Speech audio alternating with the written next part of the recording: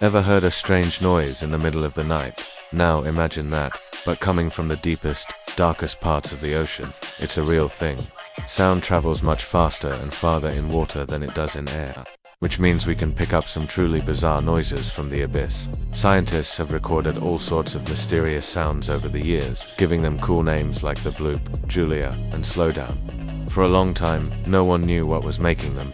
Some thought they could be giant sea monsters, while others believed they were secret military experiments. While some of these sounds, like the bloop, were eventually explained as ice quakes, many others remain a complete mystery. What do you think is lurking down there, making all that noise? Let me know in the comments, and don't forget to like and subscribe for more deep sea secrets.